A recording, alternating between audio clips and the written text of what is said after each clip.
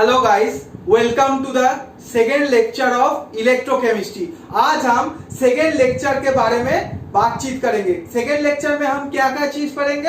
हम galvanic cell पढ़ेंगे, सॉल्वब्रिज पढ़ेंगे, फंक्शंस पढ़ेंगे सॉल्वब्रिज का, और सेल रिप्रेजेंटेशन और सेल रिएक्शन क्या है वो हम देखेंगे इस क्लास में। सो ये क्लास बहुत ही एक इंपॉर्टेंट क्लास है, यहाँ से क्वेश्चन आता है। तो ये क्लास बहुत ही एक इंपॉर्टेंट क्लास है। आप लोग ये क्लास को अगर फुल फॉलो करोगे, ये क्लास आपको बहुत ही बेनिफिट हो जाएगा। So let's start the class. देखो, इलेक्ट्रोकेमिस्ट्री के बारे में बात बताओ। सेकेंड लेक्चर में मैंने पिछले लेक्चर में एक ही बात बताया था कि हमने केमिकल एनर्जी को हीट एनर्जी में कन्वर्ट कर दिया था, बट हमारा मेन क्या टारगेट था? मेन टारगेट यही था कि केमिकल एनर्जी को इलेक्ट्रिकल एनर्जी में कन्वर्ट कर देना। सो हमको कैसे भी करके हीट एनर्जी को रिमूव करना पड़ेगा, तभी हम केमिकल एनर्जी को हीट एनर्जी को अगर रिमूव करें तभी हम इलेक्ट्रिकल एनर्जी जनरेट कर सकते हैं। सो हमने क्या बोला था कि हमको कुछ इसलिए सेटअप में चेंजेस लाना पड़ेगा, तभी हम केमिकल एनर्जी को इलेक्ट्रिकल एनर्जी में कन्वर्ट कर सकते हैं। सो इसलिए हमको एक नया टॉपिक पढ़ना है जिसका नाम है galvanic cell. So everyone note it down carefully. Galvanic cell, galvanic cell के बारे में आज हम बातचीत करेंगे, और एक इसका नाम है voltaic cell. Voltaic cell, so ये बेसिकली क्या है? Galvanic cell. मैंने पिछले क्लास में बताया था कि गैल्वानिक सेल का काम क्या है? केमिकल एनर्जी को इलेक्ट्रिकल एनर्जी में कन्वर्ट कर देना। सो केमिकल एनर्जी को इलेक्ट्रिकल एनर्जी में कन्वर्ट कर देना। Chemical energy gets converted into electrical energy. इसका काम यही है कि केमिकल एनर्जी को इलेक्ट्रिकल एनर्जी में कन्वर्ट कर देना। और ये जो above transformation by the help of chemical reaction we will produce electricity. अगर मैं एनर्जी के फॉर्म में बोलूं, क्या केमिकल एनर्जी को इलेक्ट्रिकल एनर्जी में हम कैसे चेंज कर सकते हैं? ये जो अबव ट्रांसफॉर्मेशन किस लिए हुआ? किस लिए हुआ? ये अबव ट्रांसफॉर्मेशन हुआ due to spontaneous redox reaction. Due to spontaneous redox reaction, spontaneous redox reaction के कारण ही ये अबव ट्रांसफॉर्मेशन हुआ। Due to spontaneous redox reaction, that is del G. अगर नेगेटिव में आ जाए तो वो प्रोसेस हम स्पॉन्टेनियस प्रोसेस बोलते हैं। ओके, सो मैंने क्या बोला था कि हमको केमिकल एनर्जी को इलेक्ट्रिकल एनर्जी में कन्वर्ट करना पड़ेगा, बट हमने क्या देखा कि हमने हीट एनर्जी डेवलप कर दिया था। सो इसलिए मैंने बोला था कि हमको कुछ चेंजेस लाना पड़ेगा सेटअप में, तभी हम केमिकल एनर्जी को इलेक्ट्रिकल एनर्जी में कन्वर्ट कर सकते हैं। सो मैंने पिछले क्लास में जो सेटअप लिया था, वहां पर जो रेडॉक्स रिएक्शन हुआ था, वो रेडॉक्स रिएक्शन क्या था? Direct redox reaction, that is occurring in the same container. एक ही कंटेनर में रेडॉक्स रिएक्शन हो रहे थे, उसको हमको चेंज करना पड़ेगा। यहाँ पर जो रेडॉक्स रिएक्शन हमको करना पड़ेगा वो इनडायरेक्ट वे में। सो यहाँ पर क्या चेंज लाना पड़ेगा? इनडायरेक्ट वे में हमको करना पड़ेगा रेडॉक्स रिएक्शन। सो यहाँ पर हमको दो अलग अलग कंटेनर में रेडॉक्स रिएक्शन करना पड़ेगा। ओके, तभी हम ये केमिकल एनर्जी को इलेक्ट्रिकल एनर्जी में कन्वर्ट कर सकते हैं, और हीट एनर्जी को क्या कर सकते हैं? रिमूव कर सकते हैं ना। सो यहाँ पर हम गैल्वानिक सेल के अंदर में क्या क्या पढ़ेंगे? जिंक और कॉपर की सेल के बारे में, जो बहुत ही इंपॉर्टेंट सेल है, डैनियल सेल।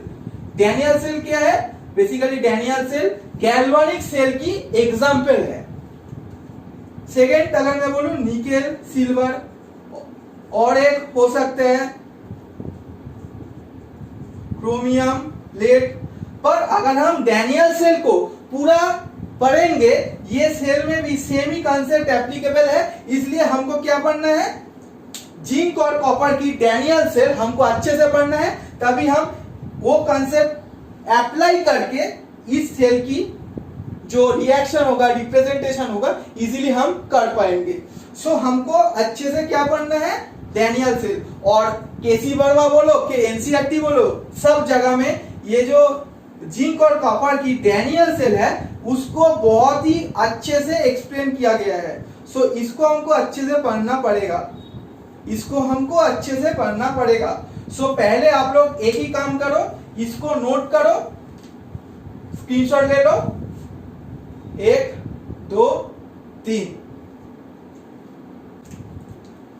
अब हमको क्या करना पड़ेगा, गैल्वानिक सेल की सेटअप करना पड़ेगा। So note it down, galvanic cell. अब हमको अच्छे से देखना पड़ेगा गैल्वानिक सेल की सेटअप, और वोल्टिक सेल भी आप बोल सकते हो, वोल्टिक सेल। यहाँ पर देखो हमको क्या करना पड़ेगा, दो डिफरेंट कंटेनर लेना पड़ेगा, दो डिफरेंट हमको कंटेनर लेना पड़ेगा, क्योंकि ये इनडायरेक्ट मेथड में हम रेडॉक्स रिएक्शन कर रहे हैं। इनडायरेक्ट मेथड मतलब दो अलग अलग कंटेनर में हमको रेडॉक्स रिएक्शन करना पड़ेगा। एक कंटेनर के अंदर क्या होगा, जिंक सल्फेट की सॉल्यूशन रहेगा, जिंक सल्फेट की सॉल्यूशन रहेगा, एक्वा सॉल्यूशन। और जिंक सल्फेट की सॉल्यूशन में अगर मैं बोलूं, जिंक की रॉड ही हमको इमर्स करना पड़ेगा, डालना पड़ेगा। किसका रॉड, जिंक के रॉड ही हमको डालना पड़ेगा। ओके, ये एक बहुत ही एक इंपॉर्टेंट चीज है, जिसका हम सॉल्यूशन लेंगे उस मेटल का ही हमको रॉड लेना पड़ेगा। सिमिलरली यहाँ पर मैं अगर बोलूं अच्छे से, ये क्या सॉल्यूशन हम लेंगे, कॉपर सल्फेट की हम सॉल्यूशन लेंगे। सो इसलिए हमको जो रॉड लेना पड़ेगा वो कॉपर की होना चाहिए। यहाँ पर हम कॉपर की रॉड लेंगे। अब हमको क्या करना पड़ेगा, वायर को वोल्टमीटर से कनेक्ट करके यहाँ पर कनेक्ट कर देना पड़ेगा। ओके, ये चीज हमको करना पड़ेगा। अब देखो यहाँ पर क्या होगा, यहाँ पर जिंक रॉड प्रेजेंट है, और यहाँ पर क्या होगा, आफ्टर सम टाइम क्या दिखा जाएगा, कुछ बेसिकली स्पॉन्टेनियस रिएक्शन होगा। ये सेल में, ये हाफ सेल में और ये हाफ सेल में, यहाँ पर कुछ स्पॉन्टेनियस रिएक्शन होगा जो नेचर में इजीली एग्जिस्ट हो रहा है, इसलिए कोई हमको एक्सटर्नल फोर्स अप्लाई नहीं करना पड़ेगा। यहाँ पर क्या होगा, बेसिकली जिंक टूट टूट के सॉल्यूशन में आएगा, किसके फॉर्म में, ऑब्वियसली Zn2+ के फॉर्म में। और जो इलेक्ट्रॉन रह जाएगा वो कहां पर कलेक्ट होगा, ऑब्वियसली रॉड में कलेक्ट होगा। सो पहला रिएक्शन क्या होगा, जिंक टूट टूट के सॉल्यूशन में आ रहा है Zn2+ के फॉर्म में, और दो इलेक्ट्रॉन जो रह जाएगा वो कहां पर, इनटू द रॉड, वो रॉड में रहेगा, और सॉल्यूशन में जिंक टूट टूट के Zn+2+ के फॉर्म में आएगा। सो ये जो प्रोसेस है, ये क्या प्रोसेस है, जो स्पीसीज इलेक्ट्रॉन को लॉस करता है उसका, उस प्रोसेस का नाम क्या है, ऑक्सीडेशन है ना, ऑक्सीडेशन है ना। सो लेफ्ट हाफ सेल में अगर मैं बोलूं, यहां पर ऑक्सीडेशन हो रहा है। ये जो इलेक्ट्रोड है इसका नाम है LHE, left hand electrode. Okay, और लेफ्ट हाफ सेल भी आप बोल सकते हो। सिमिलरली ये राइट हाफ सेल है। यहां पर एक चीज देखो, zinc with time, zinc time के समय के अनुसार क्या होगा, विथ टाइम जिंक टूट टूट के सॉल्यूशन में आएगा, और यहाँ पर रॉड के अंदर विथ टाइम क्या होगा, इलेक्ट्रॉन कलेक्ट होते जाएगा ना। अब क्या होगा, इलेक्ट्रॉन विथ टाइम फ्लो होगा, इसलिए जो कलेक्ट हुआ वो इलेक्ट्रॉन अब फ्लो होगा, फ्लो करके करके इस रॉड में आएगा, यहां पर चला आएगा। अब क्या है, देखो ये कॉपर की रॉड है, और यहाँ पर कॉपर सल्फेट की सॉल्यूशन है। कॉपर सल्फेट की सॉल्यूशन में कॉपर किसके फॉर्म में रह रहा है, सॉल्यूशन में कॉपर 2+ के फॉर्म में रह जाएगा ना, और यहाँ पर जो इलेक्ट्रॉन आएगा उससे बेसिकली कॉपर उस इलेक्ट्रोड से अटैच्ड हो जाएगा। इसका मतलब क्या होगा, कॉपर 2+ से ये इलेक्ट्रॉन लेके वो कॉपर 0 ऑक्सीडेशन स्टेट में चला जाएगा। इसका मतलब क्या है, इसका मतलब यहाँ पर रिडक्शन हुआ ना, यहाँ पर क्या हुआ, रिडक्शन हुआ ना, यहाँ पर रिडक्शन हुआ ना, क्योंकि जो स्पीसीज इलेक्ट्रॉन को गेन करते हैं उसको हम क्या बोलते हैं, उस प्रोसेस का नाम रिडक्शन हम बोलते हैं ना। ओके, सो ये चीज पहले नोट करो। अब एक चीज देखो, यहां पर इलेक्ट्रॉन अगर कलेक्ट होते जा रहे हैं, इसलिए यहां पर जो होगा, ये जो इलेक्ट्रोड होगा वो नेगेटिवली चार्ज इलेक्ट्रोड बन गया ना। सो इसलिए नेगेटिवली चार्ज इलेक्ट्रोड बन गया ना एक, और नेगेटिवली चार्ज इलेक्ट्रोड को हम क्या बोलते हैं, आप लोग सभी लोग जानते हो, क्या बोलते हैं, एनोड बोलते हैं ना। सिमिलरली इसके रेस्पेक्ट में अगर मैं बोलूं, ये जो इलेक्ट्रोड बन जाएगा, सो इस ये इलेक्ट्रोड कैसे बन जाएगा, ऑब्वियसली पॉजिटिवली चार्ज इलेक्ट्रोड बनेगा, तभी तो न्यूट्रलाइज होगा। तो यहाँ पर ये इलेक्ट्रोड पॉजिटिवली चार्ज इलेक्ट्रोड बन जाएगा, और पॉजिटिवली चार्ज इलेक्ट्रोड को हम क्या बोलते हैं, कैथोड बोलते हैं ना। यहाँ पर पॉजिटिवली चार्ज इलेक्ट्रोड बन जाएगा, और इसलिए ये जो इलेक्ट्रोड होगा यहाँ पर पॉजिटिवली चार्ज इलेक्ट्रोड को हम कैथोड बोलेंगे। ओके, सो यहाँ पर भी रेडॉक्स रिएक्शन हुआ ना, दो डिफरेंट कंटेनर में रेडॉक्स रिएक्शन हो रहा है, और जो ये रेडॉक्स रिएक्शन हुआ वो क्या redox reaction, indirect redox reaction, that is occurring in two different container. So हमने क्या देखा कि जिंक टूट के सॉल्यूशन में आया Zn2+ के फॉर्म में, और दो इलेक्ट्रॉन रॉड में आ गया, वो रॉड में जो इलेक्ट्रॉन कलेक्ट हुआ वो जाके फ्लो किया, और यहाँ पर ये जो V है क्या है, वोल्टमीटर है। सो अगर मैं बोलूं इलेक्ट्रॉन की फ्लो कहां से कहां पर हो रहा है, इलेक्ट्रॉन की फ्लो की डायरेक्शन अगर मैं बोलूं लेफ्ट हाफ सेल से राइट हाफ सेल में हो रहा है ना, इलेक्ट्रॉन की फ्लो अगर मैं बोलूं लेफ्ट हाफ सेल से राइट हाफ सेल में हो रहा है ना, राइट हाफ सेल में हो रहा है ना।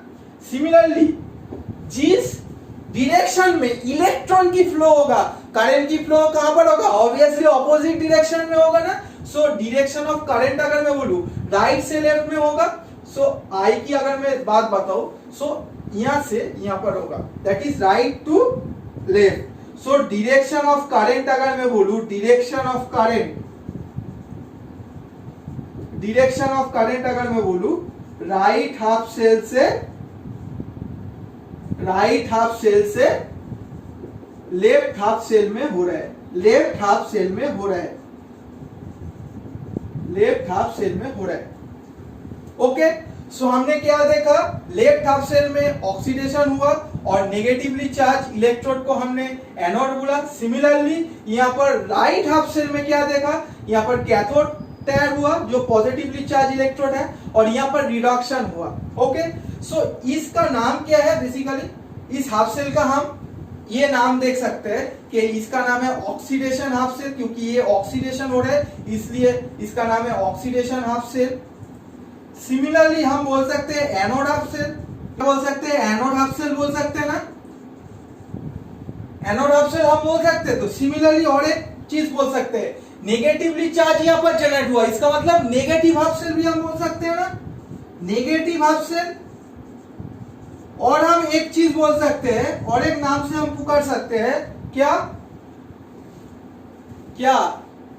Left half cell, left side में प्रेजेंट है इसलिए हम लेफ्ट हाफ सेल भी बोल सकते हैं ना। सिमिलरली इस केस में क्या होगा, यहां पर इस हाफ सेल को हम कैसे पुकार सकते हैं, रिडक्शन हाफ सेल, क्योंकि यहां पर रिडक्शन हुआ इसलिए रिडक्शन हाफ सेल हम बोल सकते हैं, रिडक्शन हाफ सेल हम बोल सकते हैं ना, reduction half cell. Similarly positive half cell, और हम क्या बोल सकते हैं,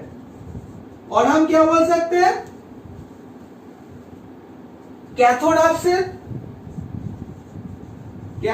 सेल, और लास्ट में हम बोल सकते हैं right half cell. Okay, so right half cell भी हम बोल सकते हैं। सो हाफ सेल का इतना नाम हो सकते हैं, ऐसे हम बोल सकते हैं। ओके, सो पहला चीज अगर आप अच्छे से देखोगे, यहां पर क्या का रिएक्शन हुआ, जिंक Zn2+ में चला गया और दो इलेक्ट्रॉन छोड़ा, और एक क्या रिएक्शन हुआ, स्पॉन्टेनियस रिएक्शन, एक क्या हुआ, Zn2+ के फॉर्म में सॉल्यूशन में आया और दो इलेक्ट्रॉन छोड़ा, और एक स्पॉन्टेनियस रिएक्शन क्या हुआ, कॉपर 2+, दो इलेक्ट्रॉन इस इलेक्ट्रोड से लिया और कॉपर में चला गया, सो Cu2+, दो इलेक्ट्रॉन रॉड से लिया और कॉपर में चला गया। सो इलेक्ट्रॉन और इलेक्ट्रॉन की कैंसिल हो जाएगा। अब हमको क्या करना पड़ेगा, ये इक्वेशन 1 और ये इक्वेशन 2, अब दोनों इक्वेशन को हमको ऐड करना पड़ेगा, 1 और 2 को हमको क्या करना पड़ेगा, ऐड करना पड़ेगा। ऐड करने के बाद क्या होगा, जिंक के साथ अगर मैं ऐड करूं तो जिंक उसके साथ कॉपर 2+ हो जाएगा, और यहां पर क्या आएगा, Zn2+ प्लस कॉपर आएगा ना, Zn2+ प्लस कॉपर आएगा ना। सो Zn ऑब्वियसली किसके फॉर्म में रहेगा, ऑब्वियसली सॉलिड के फॉर्म में रहेगा। कॉपर सॉल्यूशन में किसके फॉर्म में रहेगा, ऑब्वियसली एक्वास के फॉर्म में रहेगा। Zn2+ ऑब्वियसली एक्वास के फॉर्म में रहेगा, और कॉपर ऑब्वियसली सॉलिड के फॉर्म में रहेगा। सो यहाँ पर ऑक्सीडेशन भी हुआ, रिडक्शन भी हुआ। सो इस रिएक्शन को हम बोल सकते हैं इनडायरेक्ट रेडॉक्स रिएक्शन, क्योंकि ये दो अलग अलग कंटेनर में हुआ। सो पहला चीज आप लोग ये चीज को अच्छे से नोट करो, एकदम अच्छे से नोट करना। इसके बाद मैं इसका प्रॉब्लम क्या होगा वो मैं बताऊंगा, नोट करो।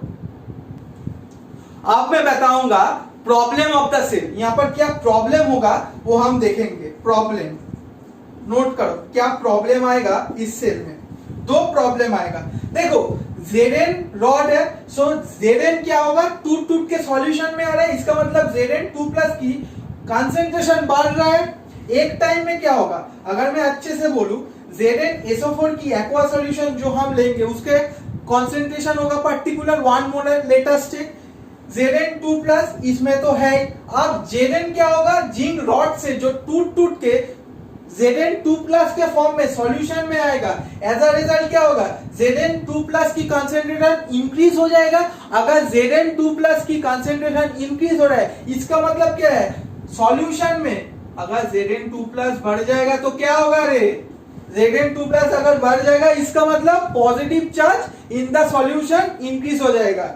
सो पॉजिटिव चार्ज अगर सॉल्यूशन में इंक्रीज होगा तो क्या होगा, देखो एक टाइम ऐसा होगा कि Zn रॉड को सराउंड करेगा कौन, Zn2+, और एक टाइम ऐसा भी होगा कि Zn2+ को बेसिकली Zn2+ के साथ इस इलेक्ट्रॉन की एट्रैक्शन हो जाएगा। एज अ रिजल्ट क्या होगा, इलेक्ट्रॉन की फ्लो नहीं हो सकते, इलेक्ट्रॉन की फ्लो नहीं हो सकते।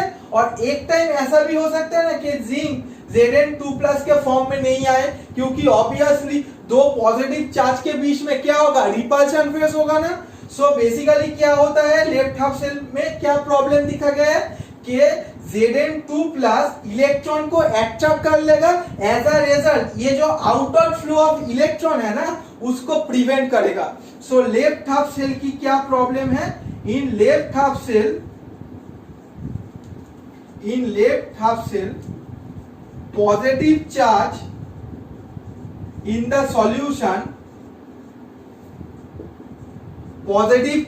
the solution, prevents outward flow of electron,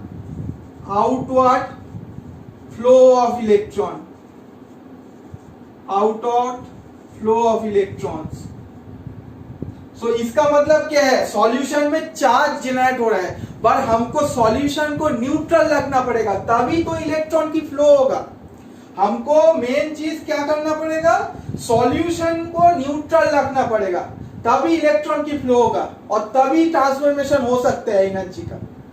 okay, अब राइट हाफ सेल में क्या प्रॉब्लम होगा, राइट हाफ सेल में अगर आप अच्छे से देखोगे, ये Cu2+ कहां पर जा रहे हैं, ये इलेक्ट्रॉन से दो इलेक्ट्रॉन ले रहे हैं। एज अ रिजल्ट SO4 क्या है, सॉल्यूशन में रह रहा है। इसका मतलब क्या है, SO4 की सॉल्यूशन की कंसंट्रेशन इंक्रीज हो रहा है, that is negative charge in the solution enhances. SO4 की अगर मैं बात बताऊं, कंसंट्रेशन इंक्रीज हो रहा है ना, इसका मतलब क्या है, negative charge in the solution increases. So यहां पर क्या हो रहा है, सॉल्यूशन में नेगेटिव चार्ज एनहांस हो रहा है। सो इसका मतलब क्या है, इसका मतलब अगर नेगेटिव चार्ज एनहांस हो रहा है तो इलेक्ट्रॉन नेगेटिव चार्ज का होता है, और SO4 की अगर मैं बात बताऊं वो भी नेगेटिव चार्ज में होता है, और सेम चार्ज के बीच में क्या होता है, रिपल्शन हो जाएगा। सो रिपल्शन के कारण क्या होगा, इनवर्ड फ्लो ऑफ इलेक्ट्रॉन्स नहीं कर पाएगा। सो राइट हाफ सेल की प्रॉब्लम क्या है, राइट हाफ सेल की प्रॉब्लम यही है कि negative charge of the solution prevents inward flow of electron. कैसे फ्लो होगा, अगर दो सेम चार्ज आ जाए तो रिपल्शन हो जाएगा ना। तो इसलिए इनवर्ड फ्लो ऑफ इलेक्ट्रॉन को बेसिकली प्रिवेंट कर रहा है।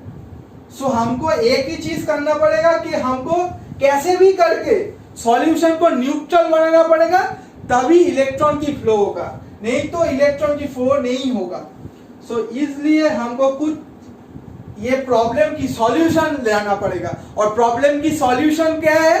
प्रॉब्लम की सॉल्यूशन है सॉल्ट ब्रिज। सो पहले आप लोग ये चीज को अच्छे से नोट कर लो, उसके बाद सॉल्ट ब्रिज के बारे में हम देखेंगे क्या हो सकता है। सॉल्ट ब्रिज क्या करेगा कि सॉल्यूशन को न्यूट्रल बना देगा, क्या काम करेगा वो हम देखेंगे। सो 1 2 3 स्क्रीनशॉट लो। सो हमने क्या देखा कि लेफ्ट हाफ सेल में पॉजिटिव चार्ज जनरेट हो गया और राइट हाफ सेल में नेगेटिव चार्ज जनरेट हो गया। सो हमको कैसे भी करके सॉल्यूशन को न्यूट्रल रखना पड़ेगा, तभी तो ये इलेक्ट्रॉन की फ्लो पॉसिबल होगा। इलेक्ट्रॉन तभी तो फ्लो होगा यहां से यहां तक। ओके, सो ये जो प्रॉब्लम है इसका सॉल्यूशन क्या है? Salt bridge. Salt bridge, salt bridge क्या है? सॉल्ट ब्रिज एक inverted U shape tube. Salt bridge क्या है? एक inverted U shape tube. Inverted U shape tube. इसके अंदर किसका सॉल्यूशन होता है? containing the solution of an inert electrolyte। Inert electrolyte की सॉल्यूशन होता है। और इनर्ट इलेक्ट्रोलाइट की एग्जांपल क्या? इनर्ट इलेक्ट्रोलाइट कौन होता है उसको पहले आप लोग जानो। जो इलेक्ट्रोलाइट रेडॉक्स रिएक्शन में आयन नहीं देता है उसको हम इनर्ट इलेक्ट्रोलाइट बोलते हैं। और इसका एग्जांपल है KCl, KNO3, NH4NO3। आप सॉल्ट ब्रिज को मैं ड्रॉ कर रहा हूं, ड्राइंग उतना अच्छा नहीं कर सकता क्योंकि ड्राइंग मेरा अच्छा नहीं है। ये बेसिकली सॉल्ट ब्रिज है, ये सॉल्ट ब्रिज है U shape inverted tube.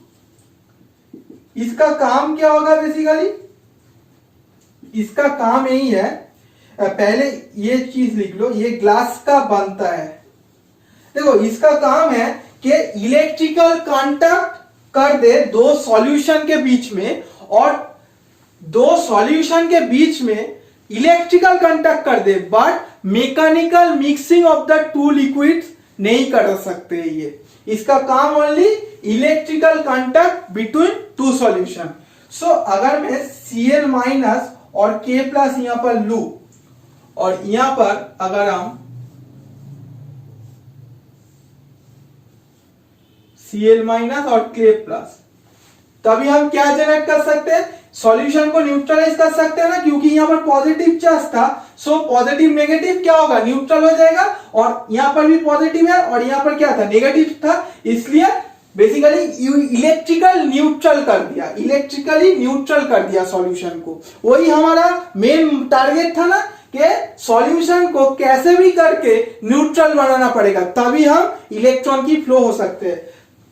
Okay, सो ऐसे हमको सॉल्ट ब्रिज लाना पड़ेगा, तभी इलेक्ट्रिकल न्यूट्रल हो जाएगा सॉल्यूशन, तभी प्रॉब्लम खत्म हो जाएगा। देखो KCl क्यों हम प्रेफर किया वो हमको देखना पड़ेगा। इस डैनियल सेल के अंदर KCl इसलिए प्रेफर्ड होता है क्योंकि mobility of cation is equal to mobility of anion. किस लिए प्रेफर हुआ? क्योंकि K प्लस की मूव की जितना टेंडेंसी है, Cl माइनस की मूव की टेंडेंसी उतना है, इसलिए KCl को प्रेफर्ड है। और एक कारण के लिए KCl को लिया गया है कि transport number of cation is equal to transport number of anion, इसलिए KCl को लिया गया है। Transport number of cation is equal to transport number of anion.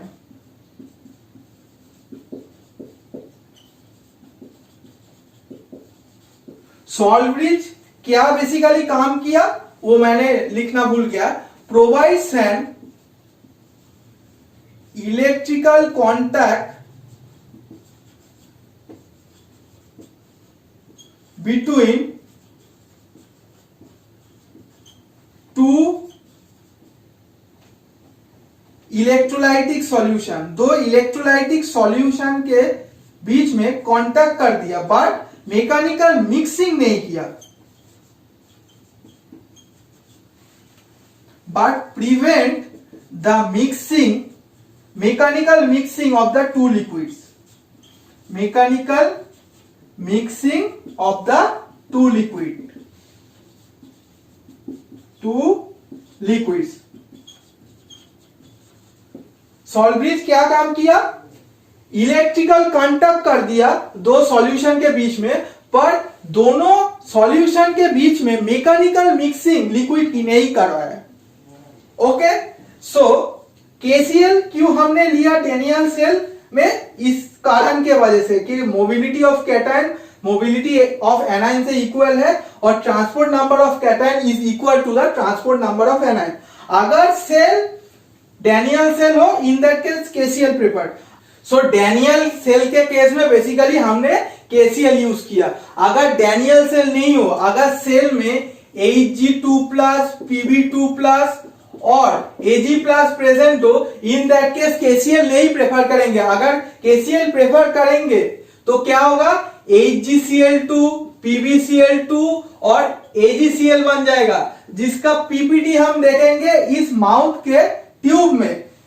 अगर इस ट्यूब में पीपीटी बन जाएगा, पीपीटी तैयार हो जाएगा। अगर हम केसीएल प्रेफर करें तो पीपीटी तैयार होगा, इसलिए इस माउथ में पीपीटी तैयार होगा। एज अ रिजल्ट इस आयन की माइग्रेशन भी नहीं होगा और फंक्शनिंग भी नहीं होगा, और एज अ रिजल्ट इस सॉल्यूशन क्या होगा? इस सॉल्यूशन न्यूट्रल भी नहीं बन सकता। इसलिए हमको बेसिकली अगर सेल में, ये बहुत ही इंपॉर्टेंट चीज है, अगर सेल में Hg2+, Pb2+ और Ag+ प्रेजेंट हो, इन दैट केस केसीएल हम नहीं यूज करेंगे।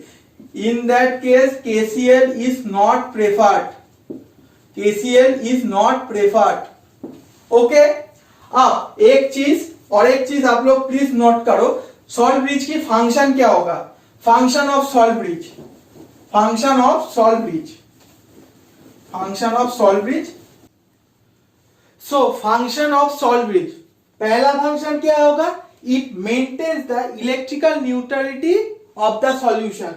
सो पहला फंक्शन यही होगा, it maintains the electrical neutrality of the solution.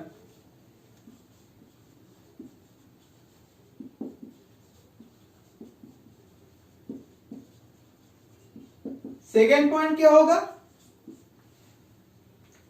It connects the two half cell, it connects the two half cell to complete the circuit.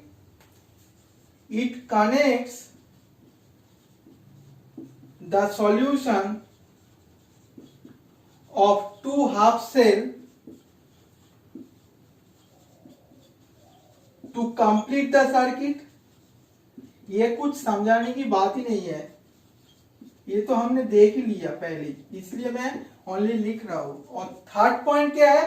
मैंने क्या बोला था कि मैकेनिकल मिक्सिंग ये नहीं करा सकते, ये ओनली इलेक्ट्रिकल कांटेक्ट कर दे। So it prevents the mixing of two liquids भी बोल सकते हो और two electrolytic solution भी बोल सकते हो। It prevents the mixing of two electrolytic liquids, electrolytic solutions, और two liquids भी बोल सकते हो, कोई बात नहीं है अलग। So ये पॉइंट को अच्छे से नोट कर लो, और बोर्ड के एग्जाम में ये क्वेश्चन आ सकता है। सीबीएसई, आईएससी और वेस्ट बंगाल बोर्ड के स्टूडेंट देख लो, ये क्वेश्चन आएगा, बहुत ही इंपॉर्टेंट क्वेश्चन है और 2 मार्क्स के क्वेश्चन आते हैं। सो यहाँ पर आने का चांस बहुत है। सो ये क्वेश्चन को अच्छे से करके जाना, ये पॉइंट लिख के आना, कोई रॉन्ग होने की चांस ही नहीं है। ओके, सो पहले ये चीज को अच्छे से नोट कर लो। इसके बाद मैं सेल रिप्रेजेंटेशन कैसे करता है वो हम देखेंगे, और सेल रिएक्शन क्या है वो हम देखेंगे। Okay, so note it down carefully. अब आते हैं लास्ट टॉपिक, क्या है? Cell representation of an electrochemical cell. Cell को हम कैसे रिप्रेजेंट करेंगे। देखो कुछ चीजें आप लोग जानते हो, एक वर्टिकल लाइन का मतलब क्या है, फेस चेंज है। ये कुछ पॉइंट आप लोग पहले नोट करो, उसके बाद आपको सेल रिप्रेजेंटेशन आप इजीली कर पाओगे। सेकेंड चीज, अगर दो वर्टिकल लाइन, इसका मतलब सॉल्ट ब्रिज को इंडिकेट कर रहे हैं। ओके, और अगर कुछ ब्रैकेट में लिखना पड़ेगा, क्या लिखना पड़ेगा, आप लोग मोलर कॉन्सेंट्रेशन और एक्टिविटी को डिनोट करने के लिए इस ब्रैकेट की हेल्प ले सकते हो। ओके, अब अगर मैं सेल रिप्रेजेंटेशन की बात बताऊं, पहले लेफ्ट साइड में आपको एनोड को लिखना पड़ेगा, दो vertical line that is indicating salt bridge, और राइट साइड में आप कैथोड के बारे में लिखेंगे। अब एनोड के अंदर में क्या हमको लिखना पड़ेगा, एनोड के अंदर मेटल मेटल और एक फेस चेंज होगा, उसलिए ये वर्टिकल लाइन, उसके बाद उस मेटल की आयन, उसके बाद दो सॉल्ट ब्रिज, एक सॉल्ट ब्रिज, दो वर्टिकल लाइन, उसके बाद मेटल आयन, उसके बाद एक फेस चेंज, और लास्ट में मेटल। एनोड में क्या है, एनोड में ऑक्सीडेशन होता है, और कैथोड में क्या होता है, रिडक्शन होता है। इसको आप LHE भी बोल सकते हो, लेफ्ट हैंड इलेक्ट्रोड, और इसको राइट हैंड इलेक्ट्रोड भी आप बोल सकते हो। अब इसको हम कैसे लिखेंगे, इसलिए डैनियल सेल की एग्जांपल हम लेते हैं। Zinc plus overall cell reaction क्या हमने लिखा था, Zn plus Cu2 plus gives Zn2 plus copper. So यहां पर Zn से Zn2 प्लस में गया, इसका मतलब ऑक्सीडेशन हुआ। ऑक्सीडेशन कहां पर होता है, एनोड में होता है। सो दो पार्ट में एनोड की स्प्लिट होगा, एक है मेटल और एक है मेटल आयन। सो पहले मेटल को लिखना पड़ेगा।